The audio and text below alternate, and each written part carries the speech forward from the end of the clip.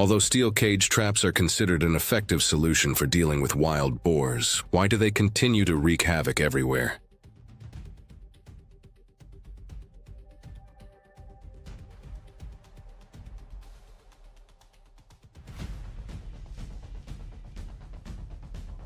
Is there a serious flaw in how humans are using this method? Stay tuned to discover some little-known facts.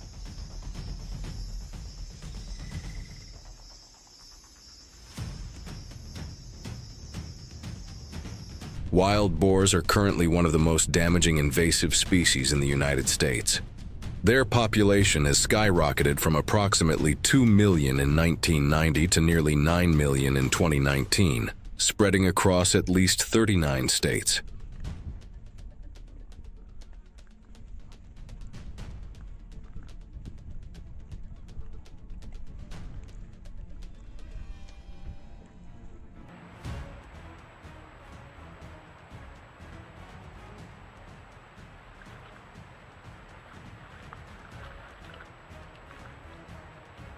Not only in the US, but countries like Australia, Germany, and Spain are also struggling with the damage caused by this animal. However, their explosive reproduction rate and widespread distribution in the United States make controlling them particularly difficult.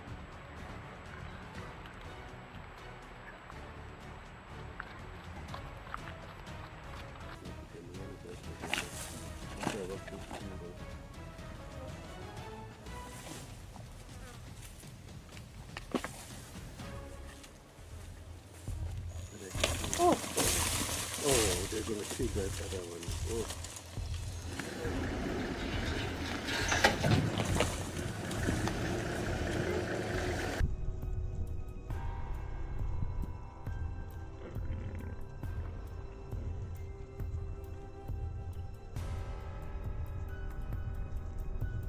Wild boars are destroying crops on a massive scale, causing economic losses of up to 1.5 billion US dollars annually. They reproduce so rapidly that if at least 60% of the population in each area is not eliminated each year,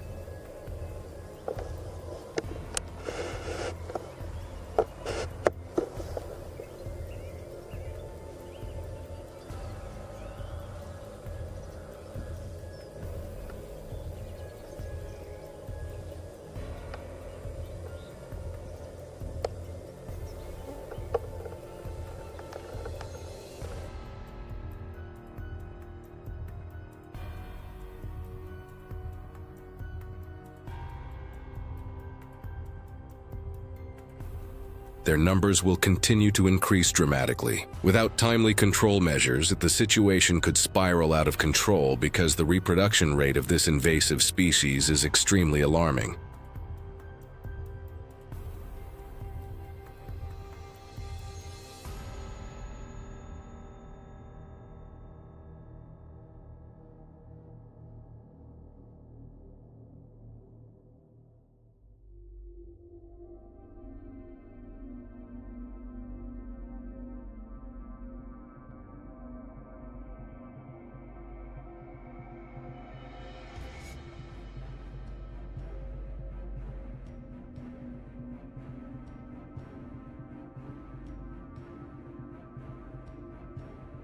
Given the severity of the situation, the U.S. Department of Agriculture, USDA, and many states have invested millions of dollars in wild boar control programs.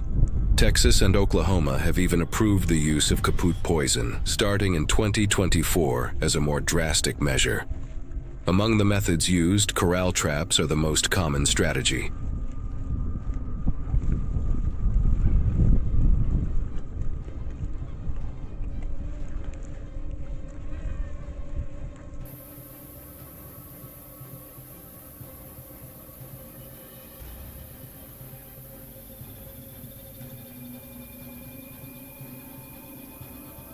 However, many farmers apply them incorrectly, making the effort less effective, while wild boars, being very intelligent, quickly adapt and learn to avoid the traps.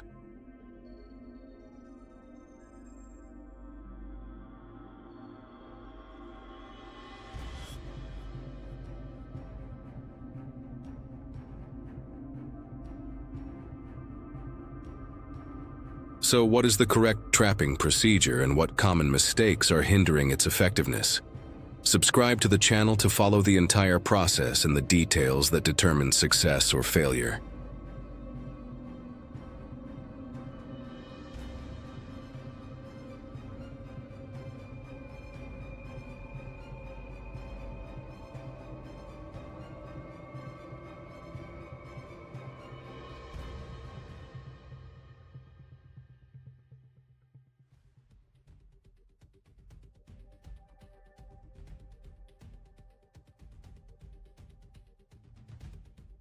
What makes ring traps the recommended choice for large-scale wild boar control?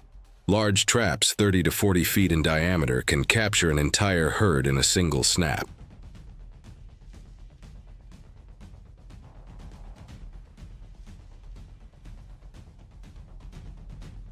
This reduces the risk of escape and prevents the boars from learning to avoid the traps later. To prevent them from jumping out, the traps need to be at least 5 feet high.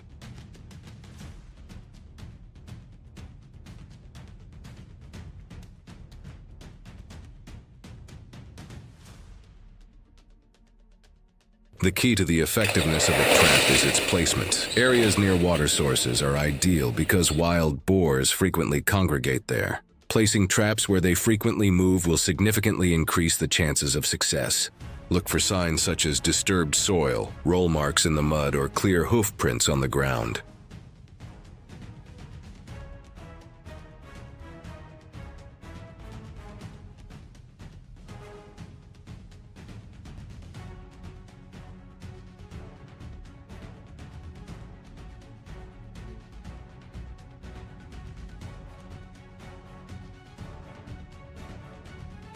This simple technique can increase the success rate by up to 60%.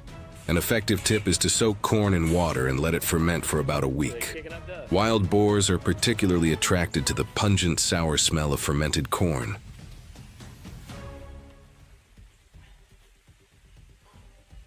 Hardest part, look at the teeth on that hog. Some good teeth. It's just a cool colored hog. A farmer in Texas shared that he caught up to 28 wild boars in one night by placing traps near a creek and using fermented corn as bait.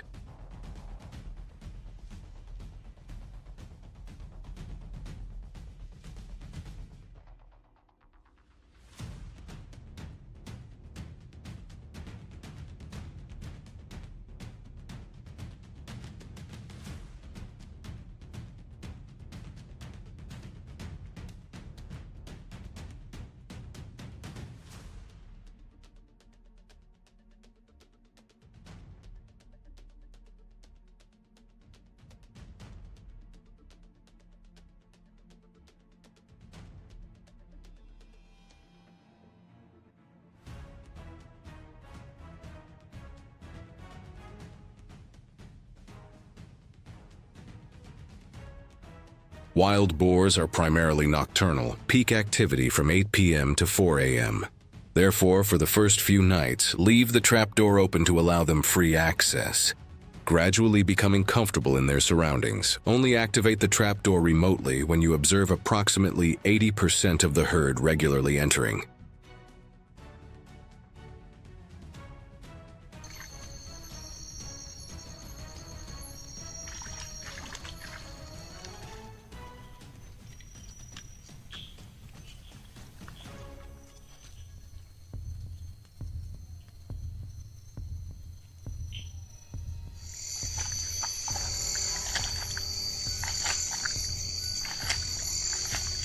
Therefore, collecting and disposing of the boars immediately after the trap snaps is crucial for maintaining effectiveness. Changing the trap location every few months also helps disrupt the boar's learning and avoidance abilities.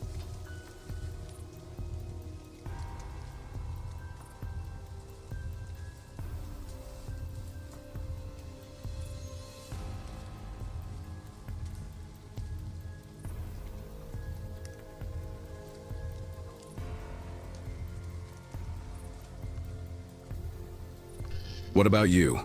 Have you or someone you know ever used cage traps to control wild boars?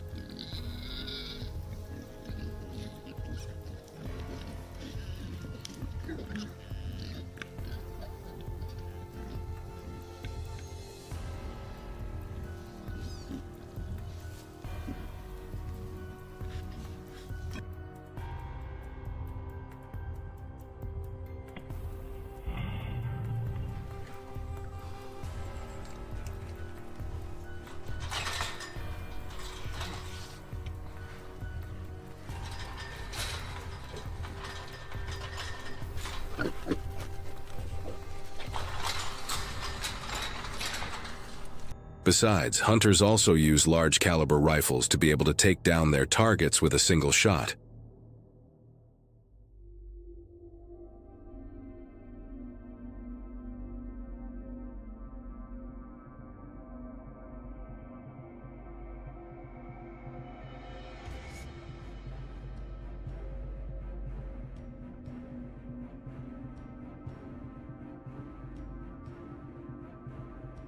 The sky was just beginning to brighten over the dew-covered cornfield.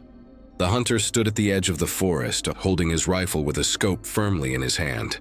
In the distance, a herd of wild boars began to emerge from the bushes, scuffling through the soft soil for leftover roots and seeds. He lowered himself, following the largest male that was moving slowly behind.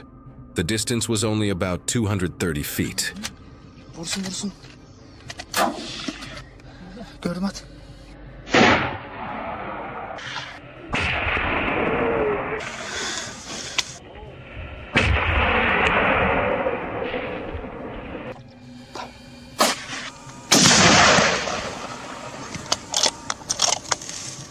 In an instant, a sharp shot rang out in the quiet space. The herd of boars scattered and rushed towards the forest. Everything happened in a few seconds, then the field returned to silence as if no encounter had ever occurred. At sıkla at.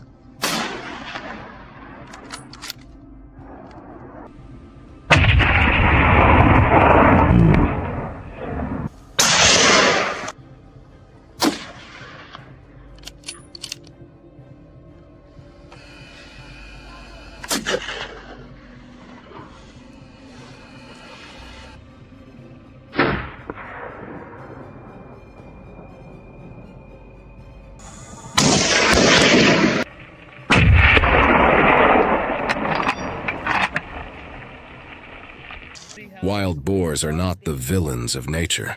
They are simply a species with incredibly strong adaptability, reproducing rapidly and taking full advantage of every opportunity the modern environment offers.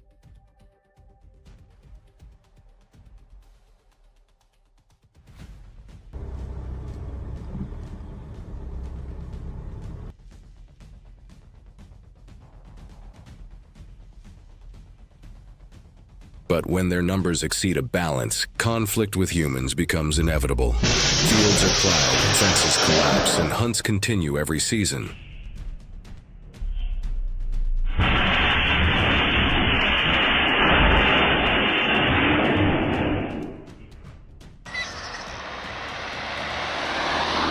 The question is not just how to control wild boars, but whether we can find a sustainable solution before this cycle repeats.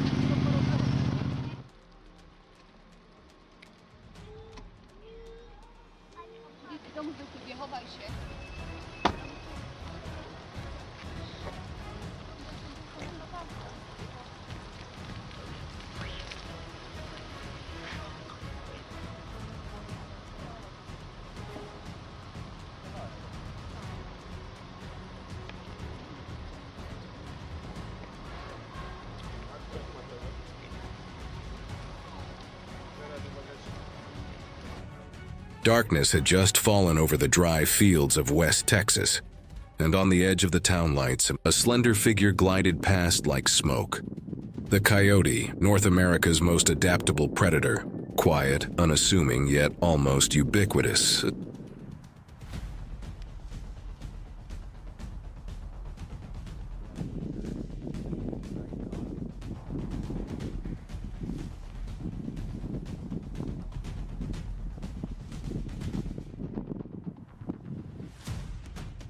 So what makes this species both hunted year-round and constantly expanding its territory? And can humans truly control them? Comment your thoughts and subscribe to the channel to find out.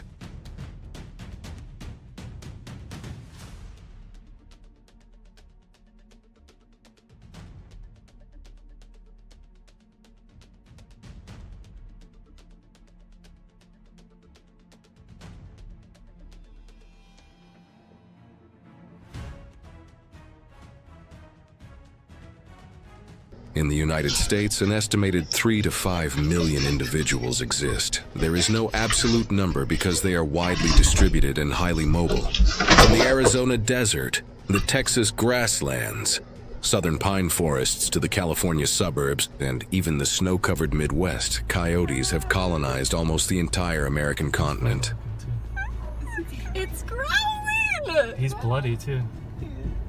He's attacking my car. Oh my god.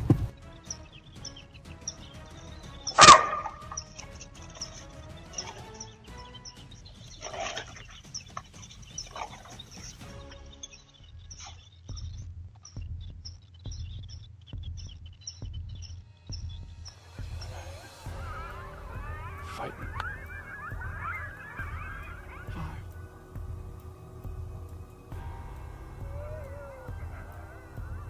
In arid desert regions, density may be as low as 1 to 2 individuals per 10 square feet.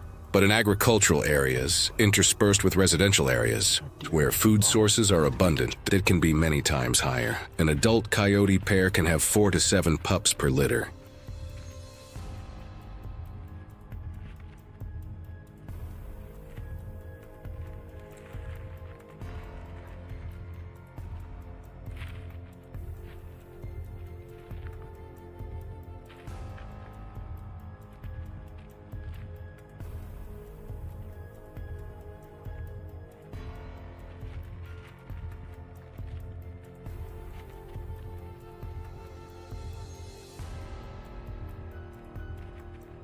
Even more when food is abundant. Coyotes reflect a rare versatility. They eat almost anything: rabbits, fallen fruit, even urban garbage. They are mostly nocturnal, peeking from dusk to dawn.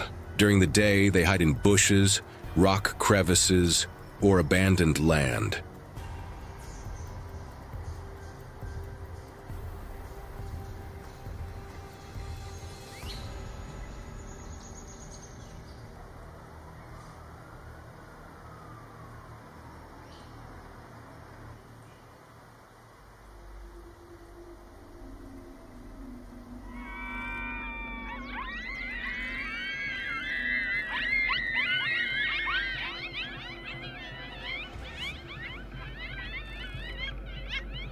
In suburban areas, it is not uncommon for security cameras to capture a coyote silently crossing the road at 2 a.m., just a few dozen feet from residential houses.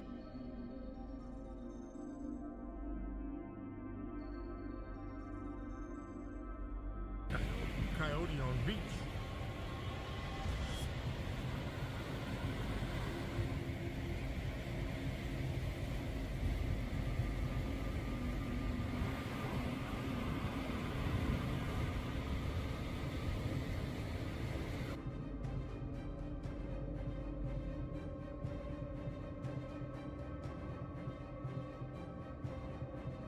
In some western states, the damage caused by predators to the livestock industry amounts to hundreds of millions of dollars annually. Here we have some baboons in a kitchen, just hanging out.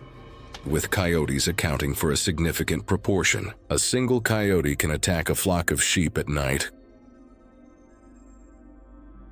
causing panic and trampling many of them. For small farms, losing even a few young sheep can affect an entire crop.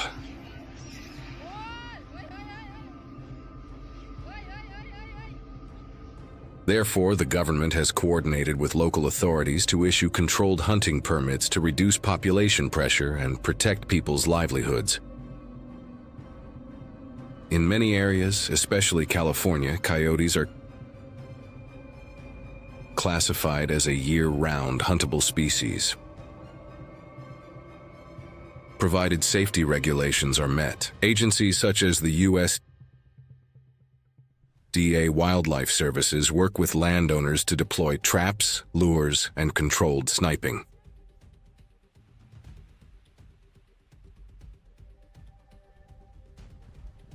A typical hunt begins before sunset. The hunter places an electronic lure in the low grass. Sounds simulating rabbit cries for help play regularly and then intermittently.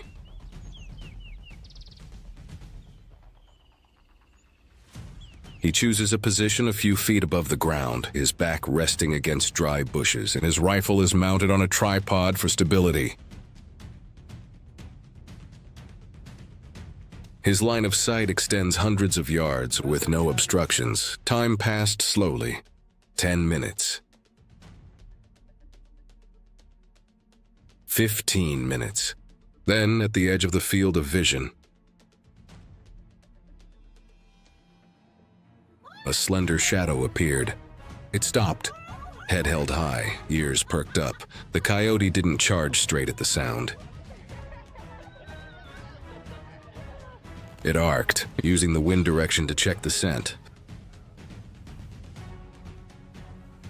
The distance shortened to less than 200 yards. The hunter remained still. Just a slight movement, a metallic clang, and was enough to make the shadow turn its back and disappear into the night.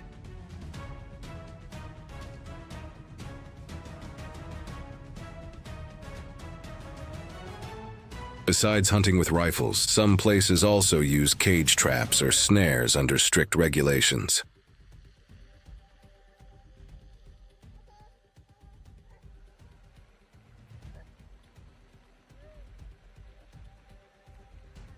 Large sheep farms often combine guard dogs such as Great Pyrenees or Anatolian Shepherds for natural deterrence.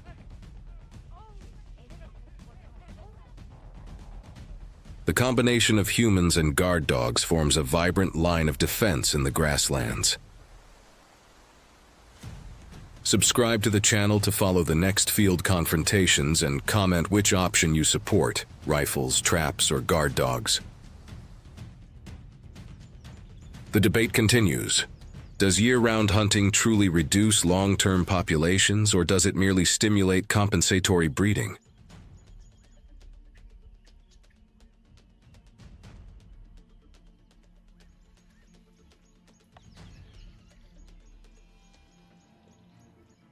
Conservation or heavy-handed control. In the transitional zones between forests, farmlands, and residential areas, conflict seems inevitable. Coyotes aren't the villains of nature. They're simply seizing opportunities in a rapidly changing world. But for breeders,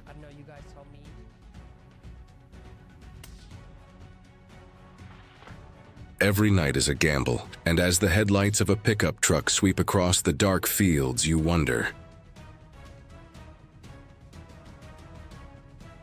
can humans truly control this intelligent predator?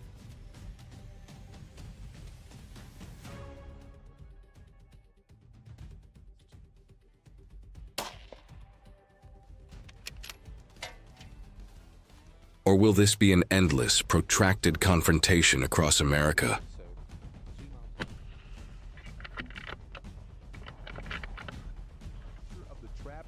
At the end of this journey, the difference between wild boars and coyotes becomes clear.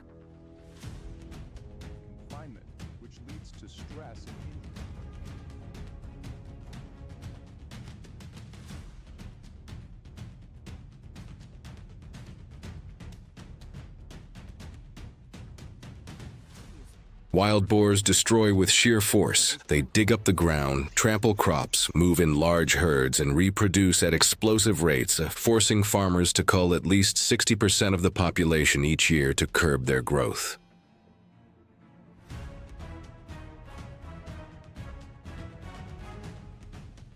Meanwhile, coyote do not directly devastate farmland. They hunt stealthily at night, target young livestock, and are highly adaptable to both urban and rural environments.